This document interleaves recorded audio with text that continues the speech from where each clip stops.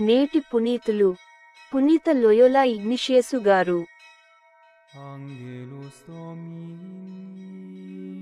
నేను నిరంతరము బాధలను అనుభవించనేలా నీవు తిరిగి వత్తువేని నిన్ను మరల స్వీకరించి నా సేవలో చేర్చుకొందును. బుధవారం, జూలై 31, 2024.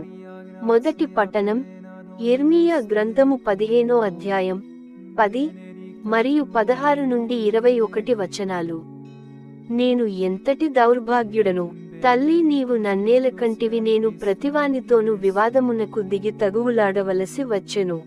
నేను ఒకనికి అప్పియలేదు, ఒకని నుండి అప్పు తీసుకోలేదు.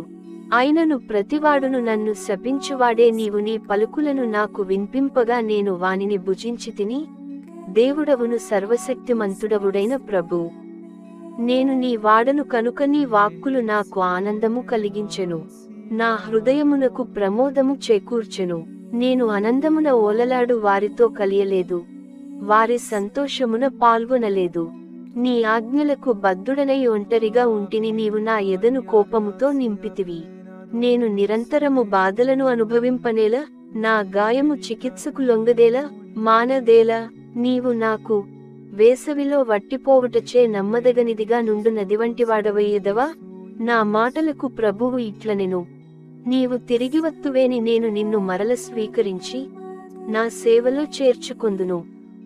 నీవు నీకిష్ట భావములను విడనాడి ఉదాత్తమైన సందేశమును చెప్పెదవేని నేను నిన్ను మరల నా ప్రవక్తనుగా చేసికొందును. అప్పుడు ప్రజలు మరల నీ వద్దకు వత్తురు, నీవు వారి యొద్దకు వెళ్ళనక్కరలేదు. నేను నిన్ను ఈ ప్రజలకు లొంగని ఇత్తడి ప్రాకారముగా చేయుదును.